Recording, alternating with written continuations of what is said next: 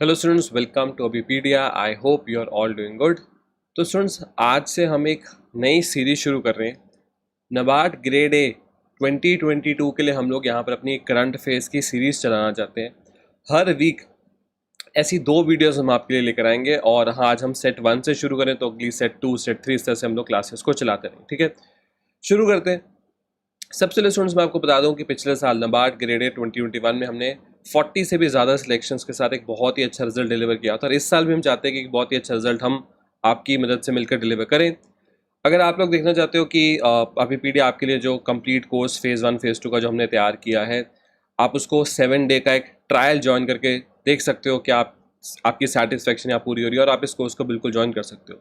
जो डिटेल्स वगैरह हैं सारी आपको डिस्क्रिप्शन में या फिर इस वेबसाइट से जाके आपको सब कुछ अवेलेबल हो जाएगा। ठीक है, ठीक है, सुन शुरू करते हैं। तो आज की फर्स्ट न्यूज़, तो न्यूज़ और क्वेश्चंस को मिक्स करके इस क्लास को मैं आपके लिए वीक में 2 बार लेके आऊँगा। पहली न्यूज़ है कि इंडिया में 5 और रामसर साइट्स, ठीक है, जो असल में होते हैं वेटलैंड्स हैं। आपने देखा होगा वेटलैंड्स ऐसा होता है कि जैसे ऐसा भी नहीं कि बिल्कुल नदी है, रिवर बन चुकी है या फिर लेक है, पर वहाँ पानी की प्रेजेंस हमेशा होती है। बर्ड्स वगैरह, माइग्रेटरी बर्ड्स, जब माइग्रेटरी बर्ड्स ट्रैवल करते हैं वो प्रेफर करते हैं कि वेटलैंड जैसी जगह पे ही उनको जो स्टे होता है वो वेटलैंड जैसी जगह पे ही करते हैं। ठीक है, तो ना दुनिया में वेटलैंड्स को बचाने के लिए कन्वेंशन है, क्योंकि वेटलैंड्स को ना बहुत इजीली एक्सप्लॉइट किया जा सकता है। बस आपको करना क्या है, जहाँ से वेटलैंड का पानी का सोर्स है उस सोर्स को कट ऑफ कर दो और धीरे धीरे जो वेटलैंड है वो सारा सूखने लग जाता है, पूरा खत्म हो जाता है। दुनिया में वेटलैंड्स को बचाने के लिए कन्वेंशन काम करती है जिसका नाम है रामसर कन्वेंशन। और रामसर कन्वेंशन के अंदर जिस वेटलैंड को रिकॉग्नाइज कर लिया जाए उसको बोलते हैं रामसर साइट। तो इंडिया में अब टोटल रामसर साइट्स हो चुकी हैं 54। 5 इसमें ऐड हुई हैं, मतलब पहले 49 थी, उसमें 5 ऐड होकर अब टोटल हो चुकी हैं 54। सबसे पहले देखते हैं ये साइट्स है कौन कौन सी। जैसे करिकरी बर्ड सेंचुरी तमिलनाडु में है, पलीकर्णिका मार्श रिजर्व फॉरेस्ट आपको फिर से तमिलनाडु मिलेगा, पिजुगरा मैंग्रोव फॉरेस्ट तमिलनाडु में, सखिया सागर मध्य प्रदेश में, पाला वेटलैंड आपको मिजोरम में मिलेगा। अगर आप थोड़ा सा इनके बारे में पढ़ना चाहते हो ना तो वीडियो को पॉज करके पढ़ सकते हो। थोड़ी थोड़ी मैंने डिटेल लिखी है, किस तरह का फॉरेस्ट है, कितने एरिया में है, किस स्पीशीज़ के लिए फेमस है। ठीक है, तो रामसर साइट क्या है, एक ऐसा वेटलैंड अब जिसकी इंटरनेशनल इंपॉर्टेंस हो चुकी है। तो रामसर कन्वेंशन के अंदर जो साइन हुई थी 1971 में, और रामसर क्या है, रामसर वो शहर है, ईरान का शहर जहाँ ये साइन हुई थी। तो उस शहर में जो कॉन्फ्रेंस साइन हुई थी उसमें क्या बोला जाता है कि जिस वेटलैंड को ये लोग रिकॉग्नाइज कर लें, जिसको रामसर साइट बना लें, अब वो एक इंटरनेशनल इंपॉर्टेंस का वेटलैंड डिक्लेयर हो चुका है।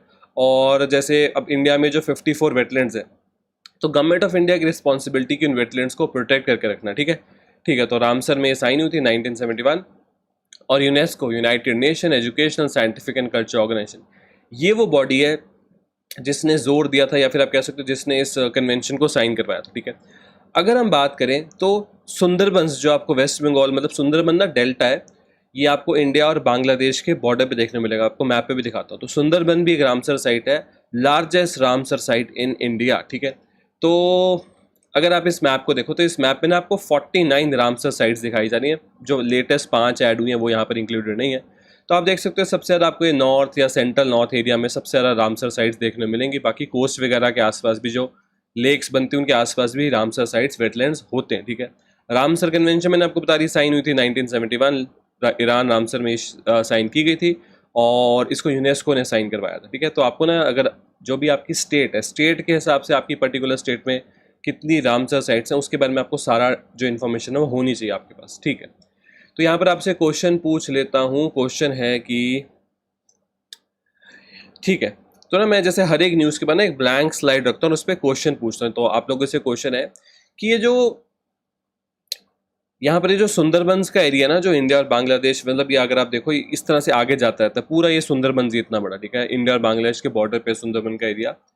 यहाँ पर एक पर्टिकुलर एनिमल स्पीशी है जो बहुत ही फेमस है। किस स्पीशी की मैं बात कर रहा हूँ, तो मैं आपको आंसर भी साथ ही दे दिया करूँगा।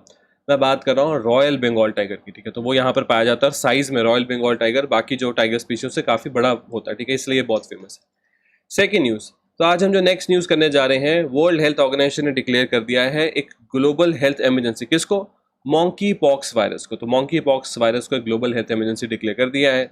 ये है WHO के डी, जिनका नाम है डॉक्टर टेड्रोस एडहानम। ये आते हैं, कंट्रीज का नाम है इथोपिया, इथोपिया से। ठीक है, इथोपिया की कैपिटल होती है अदिस अबाबा। ठीक है, तो 16,000 से ज़्यादा केसेस दुनिया में मॉन्की पॉक्स से रिपोर्ट किए गए सिर्फ इसी साल में। और ग्लोबल हेल्थ इमरजेंसी डिक्लेयर करने का मतलब है WHO चाहता है कि दुनिया थोड़ी ज़्यादा अलर्ट हो जाए इस पर्टिकुलर बीमारी को लेकर। अब ये बीमारी नॉन एंडेमिक कंट्रीज़ में भी पाई जा रही है। इसका मतलब ये होता है, देखो, जहाँ तो ये बीमारी पहले भी कभी ना कभी रिपोर्ट की गई है वो एंडेमिक कंट्रीज़ है, जहाँ आज तक कभी नहीं रिपोर्ट की गई वो नॉन एंडेमिक कंट्रीज़ है। आप इसको ऐसे भी समझ सकते हो, दुनिया में कोई भी बीमारी ना किस स्टेज पे या क्या उसका स्टेटस है, ये 3 तरह से बताया जा सकता है: endemic disease, epidemic disease, pandemic disease. Endemic disease एक ऐसा डिजीज़, ऐसी बीमारी है जो दुनिया में काफ़ी कंट्रीज़ में पाई जाती है पर केसेस कम आते हैं। एपिडेमिक डिजीज़ एक ऐसी डिजीज़ है जो दुनिया में कुछ पर्टिकुलर एक ही जगह या 2 जगह ही पाई जाती है पर केसेस का नंबर बहुत ज़्यादा है। जैसे जब कोविड वुहान में आया था, और जब एपिडेमिक दुनिया में फैल जाए तो वो बन जाता है पैंडेमिक, ठीक है। तो जैसे मान लो मॉन्की पॉक्स एक एंडेमिक है, तो मॉन्की पॉक्स के केसेस कुछ कुछ जगह आते हैं, ठीक है। पर एक नई जगह पे जब हम केस रिपोर्ट करेंगे तो बोलेंगे अब ये जगह बन चुकी है non endemic country. I hope आप इस चीज़ को यहाँ पर समझ पाए, ठीक है। यहाँ थोड़ा सा ये बताने की कोशिश की है कि कैसे WHO, किस बेसिस पे WHO एक बीमारी को ग्लोबल हेल्थ इमरजेंसी डिक्लेयर करता है। पहला तो ये बेस होता है कि जो केसेस हैं वो बहुत तेज़ी से बढ़ने चाहिए, ठीक है। दूसरा ये केसेस होता है कि अभी भी ना उस बीमारी को लेके हमारे पास बहुत सारा डाटा नहीं, ऐसा नहीं कि हम उस बीमारी को तभी रोक लेंगे, ठीक है। अभी भी हम उस बीमारी को लेकर बहुत कुछ नहीं जानते। और तीसरा होता है कि उस बीमारी का ह्यूमन लाइफ को रिस्क होना चाहिए। अगर ये 3 कंडीशंस पूरी होती हैं तो उस बीमारी को एक global health emergency WHO declare कर देता है। जैसे कोविड-19 पैंडेमिक, इबोला, जीका, ये सब ग्लोबल हेल्थ इमरजेंसीज WHO के द्वारा डिक्लेयर की जा चुकी हैं, ठीक है। ठीक है, तो थोड़ा मॉन्की पॉक्स के बारे में जान लेते हैं। इस तरह से जो थोड़े कहते हैं ना हम, जैसे लोकल लैंग्वेज में कि दाने से हो जाते हैं, इस तरह से हाथ पे, फेस पे, गले पे दाने से हो जाते हैं। सिम्टम्स हैं फीवर, हेडेक, मसल एक, जो आपको पता है जैसे ऑलमोस्ट कोविड जैसे सिम्टम है, पर इसका कोविड से कुछ लेना देना नहीं। क्या ये कोविड जितना इन्फेक्शन से नहीं, जैसे एक रूम में अगर 2 इंसान है, एक को कोविड है दूसरे को नहीं है, तो अगर वो एक रूम में और एक दूसरे के कॉन्टैक्ट में नहीं आते फिर भी वो कोविड दूसरे को फैला सकते हैं। पर मॉन्की पॉक्स ऐसे नहीं फैलता। जैसे मान लो एक इंसान को मॉन्की पॉक्स है, अगर वो दूसरे के फिजिकल कांटेक्ट में आता है, ठीक है, एक दूसरे को टच करते हैं, दूसरे का जूठा खाते हैं, इस सब चीज़ों के बाद यहाँ मॉन्की पॉक्स फैलेगा। तो उतना ट्रांसमिसिबल नहीं है जितना कोविड है, और उतना डेडली भी नहीं है। जिस तरह से कोविड में डेथ्स होती है उतनी डेथ्स वगैरह भी नहीं होती। पर क्योंकि इंसान थोड़ा कोविड के बाद थोड़ा ज़्यादा इन सब चीज़ों को लेकर अलर्ट रहते हैं, थोड़ा डरते हैं, इस वजह से काफ़ी न्यूज़ में मॉन्की पॉक्स, ठीक है। आई होप आप इस चीज़ को समझे। चलो आपसे यहाँ पर एक क्वेश्चन पूछता हूँ। क्वेश्चन है, वो कौन सा दुनिया का कॉन्टिनेंट है जहाँ मॉन्की पॉक्स मानना जाता था कि हमेशा से वहीं केसेस आते हैं, ठीक है। इसका सही आंसर है अफ्रीका। पर अब अफ्रीकन कंट्रीज WHO को बोल रही है कि आप ये जो नाम मॉन्की पॉक्स कर रहे हो इसको ऐसे मत यूज़ करो। लोग जैसे मतलब वही होता है कि लोग ऐसे डिस्क्रिमिनेशन करने लग जाएंगे, ठीक है। जो अफ्रीकन उनके साथ डिस्क्रिमिनेशन होनी शुरू हो जाएगी। तो WHO से ये मतलब डिमांड की जा रही है कि इसका नाम बदलो, कुछ और इसको नाम दे दो। जैसे कोविड के टाइम पे भी आपने नाम बदला ही था। वैसे तो जो वायरस होता है जहाँ वो पाया जाए उसको उस शहर का नाम दे देता। मतलब कोविड का नाम वैसे वुहान वायरस होना चाहिए था, पर वहाँ WHO ने एक्सेप्शन कर दी क्योंकि चाइना इकोनॉमिकली थोड़ा पावरफुल है, अफ्रीका इतना नहीं है, तो WHO शायद इस तरह से एक्सेप्शन नहीं देना चाहता, ठीक है। चलो कुछ क्वेश्चंस भी हैं, ये भी कर लेते हैं। तो सबसे पहले जो क्वेश्चन है ना, एक कॉम्प्लेक्स टाइप MCQ है। कॉम्प्लेक्स टाइप MCQ मतलब क्या होता है कि जैसे ये सिंपल MCQ नहीं है कि क्वेश्चन और आंसर, ऐसा नहीं है। क्वेश्चन है, फिर कुछ स्टेटमेंट है, फिर आपको ऑप्शन दिए हैं। बात की जा रही है द्रौपदी मुर्मू के बारे में, हमारी कंट्री के जो नए प्रेसिडेंट है। पहले स्टेटमेंट, ये हमारी कंट्री के 15th प्रेसिडेंट है। दूसरी स्टेटमेंट, हमारी कंट्री के यंगेस्ट प्रेसिडेंट है। तीसरी statement, first women president India के। चौथी स्टेटमेंट, फर्स्ट प्रेसिडेंट इंडिया के जो ट्राइबल कम्युनिटी को बिलोंग करते हैं, ठीक है। कौन कौन सी स्टेटमेंट इसमें से सही है? ऑप्शन नंबर ए कह रहा है पहली 2 सही है। देखो पहली स्टेटमेंट तो बिल्कुल सही है, दूसरी स्टेटमेंट भी सही है, यंगेस्ट प्रेसिडेंट है। तीसरी स्टेटमेंट गलत है, प्रतिभा देवी सिंह पाटिल हमारी कंट्री के फर्स्ट वुमेन प्रेसिडेंट थे, ये सेकंड है। फोर्थ स्टेटमेंट, फर्स्ट प्रेसिडेंट जो बिलोंग करते हैं ट्राइबल कम्युनिटी, ये भी सही है। तो ऑप्शन नंबर मतलब 1, 2 और 4 ये सही होने चाहिए, और ऐसा दिख रहा है ऑप्शन नंबर डी में 1, 2 और 4, ठीक है। ये इस क्वेश्चन का बिल्कुल सही आंसर है। तो द्रौपदी मुर्मू एक इंडियन पॉलिटिशियन, 15th और करंट प्रेसिडेंट ऑफ इंडिया, 25 जुलाई 2022 से, ठीक है। Member of the Bharatiya Janata party, home state and Orissa, और इनका प्रोफेशन है टीचिंग। अगला question, CBDT, central board of direct taxes. तो हमारी कंट्री में जब टैक्सेस की बात करें तो 2 तरह के टैक्सेस होते हैं, डायरेक्ट, इनडायरेक्ट। डायरेक्ट का एग्जांपल है जैसे इनकम टैक्स, जो सीधे गवर्नमेंट ने जिस मतलब जो आपकी इनकम है वहां से मतलब सोर्स जो है उससे गवर्नमेंट ने ले लिया। इनडायरेक्ट टैक्स है जैसे GST। अब GST पे जब आपने कोई सामान खरीदा, आप उस पर जो भी टैक्स वगैरह था, आपने वो पैसा दुकानदार को दे दिया, फिर वो एक रूट से पैसा सरकार तक पहुंचेगा इनडायरेक्टली, ठीक है। तो डायरेक्ट टैक्स, इनडायरेक्ट टैक्स। तो ये CBDT के ऑफिशियल्स को इनकम टैक्स ऑफिशियल्स बोल देते हैं, ऐसे इनकम टैक्स ऑफिशियल अलग से कोई चीज़ नहीं होती, ठीक है। तो इस साल हमारी कंट्री में 162nd इनकम टैक्स डे या फिर हिंदी में आयकर दिवस सेलिब्रेट किया गया। डेट पूछ रहे हैं आपसे, 21 जुलाई, 22 जुलाई, 23 जुलाई, 24 जुलाई। इस क्वेश्चन का जो स्टूडेंट्स बिल्कुल सही आंसर है वो है असल में 24 जुलाई को हर साल हम लोग सेलिब्रेट करते हैं इनकम टैक्स डे। साल था 1860, डेट थी 24 जुलाई। ब्रिटिशर्स पहली बार उन्होंने इंट्रोड्यूस किया था इंडिया में इनकम टैक्स को, तो ये 1860 में इंडिया में इंट्रोड्यूस किया गया था, ठीक है। नेक्स्ट क्वेश्चन है, ये एक इंडेक्स के ऊपर बेस्ड है। रिसेंटली हेनले पासपोर्ट इंडेक्स 2022 जारी हुआ, दुनिया के सबसे पावरफुल पासपोर्ट्स की बात की गई। इसमें किस कंट्री का पासपोर्ट दुनिया में सबसे पावरफुल था? UK, Russia, China, Japan. देखो, कोई कंट्री का पासपोर्ट स्ट्रॉन्ग या वीक कैसे होता है, आप अपनी कंट्री के पासपोर्ट के बेसिस पे दुनिया में कितनी कंट्री वीज़ा फ्री जा सकते हो। जैसे इंडिया की बात करें तो हम प्लान करते हैं अगर कोई फॉरेन ट्रिप, तो हमको बिल्कुल ये होता है कि वीज़ा भी तो अप्लाई करना पड़ेगा। पर जब एक जापानीज एक फॉरेन ट्रिप प्लान करता है तो उसको वीज़ा की ज़रूरत नहीं, क्योंकि उसको पता है उसका पासपोर्ट की इतनी पावर है कि वो दुनिया में 193 कंट्रीज़ में बिना वीज़ा के एंट्री ले सकता है। तो ये जापानीज़ पासपोर्ट की पावर है, और जापानीज़ पासपोर्ट दुनिया का सबसे पावरफुल पासपोर्ट है। जापान, सिंगापुर, साउथ कोरिया, मतलब टॉप 3 में तो एशियन कंट्रीज है, उसके बाद फिर यूरोपियन कंट्रीज आती हैं, दुनिया के 10 सबसे पावरफुल पासपोर्ट्स।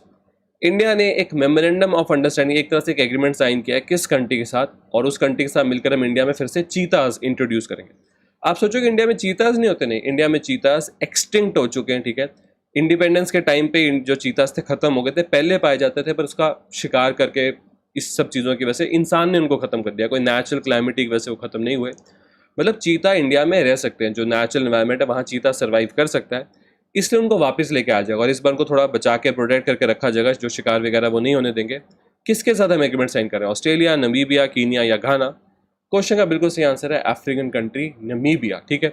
तो इंडिया नमीबिया ने एक पैक्ट साइन किया जिसमें चीता की रीएलोकेशन की जाएगी, मध्य प्रदेश में इनको ला के रखा जाएगा और धीरे धीरे इनका नंबर बढ़ाने की कोशिश की जाएगी, ठीक है। चलते हैं नेक्स्ट क्वेश्चन पे। बड़ा सिंपल क्वेश्चन है, एक ऐसी कंपनी जो काम ऐसा करती है, उसका प्रिंसिपल बिजनेस एक फाइनेंशियल इंस्टीट्यूशन वाला हो, तो हम उसको क्या बुलाएंगे? आप बोलोगे तो बैंक होता है। देखो, बैंक होता तो यहीं लिख देते ना, अब बैंक पर इन्होंने तो कंपनी लिखा है। तो एक ऐसी कंपनी जो बैंक की तरह काम करती है उसको क्या बुलाते हैं? बैंक, AIFI, NBFC या रेगुलेटर? इसका बड़ा सिंपल आंसर है, वैसे तो आपके सामने इतने सारे आंसर लिखे ही हुए हैं, मतलब ये क्या है, इन सबको हम बुलाते हैं NBFC, non banking financial company, ठीक है। तो NBFC होता है एक ऐसी कंपनी जो काम एक बैंक की तरह करे पर वो बैंक नहीं है। तो आप सोचोगे फिर बैंक ही बना दो। देखो, बैंक ज़्यादा बना दी ना तो अगर वो डूबेंगे या उनमें कोई दिक्कत आएगी तो कंट्री की इकोनॉमी को बहुत बुरा इंपैक्ट पड़ता है। इसलिए बैंक तो लिमिटेड ही हो सकते, ज़्यादा नहीं हो सकते, पर जो इंडिया में फाइनेंस है, इकॉनमी, वो तो बहुत बढ़िया है। उसके लिए हमको कंपनीज वगैरह और चाहिए जो बैंक जैसे काम करे, पर वो बैंक नहीं बनते। मैंने आपको बता दिया क्यों, ठीक है। ठीक है स्टूडेंट्स, तो आई होप आज हमने सेट 1 किया, ठीक है। इस वीडियो को बहुत लंबा नहीं रखेंगे, शॉर्ट रखा करेंगे ताकि जो इंपॉर्टेंट इन्फॉर्मेशन है मैं आपके तक पहुंचा सकूँ, आपको एग्जाम में मदद करे। तो अब हम मिलेंगे, मैं आपको बता देता हूँ शेड्यूल वगैरह क्या होगा। तो हम लोग मंडे और थर्सडे, ठीक है, ये 2 दिन मिला करेंगे शाम को 6 बजे 6 PM। तो 6 PM हम लोग क्लास रखा करेंगे मंडे और थर्सडे को, और कवर किया करेंगे अपना सेट 1, मतलब सेट अपने सेट्स के हिसाब से करंट फेस को NABARD एग्जाम के लिए कवर करेंगे, ठीक है। अगर स्टूडेंट्स आपको क्लास अच्छी लगी, आप हमारे चैनल को सब्सक्राइब कर सकते हो, इस वीडियो को लाइक कर सकते हो, इसको शेयर कर सकते हो। हम मिलेंगे अपने नेक्स्ट सेट के अंदर, तब तक के लिए thank you and have a very successful day. Thank you students.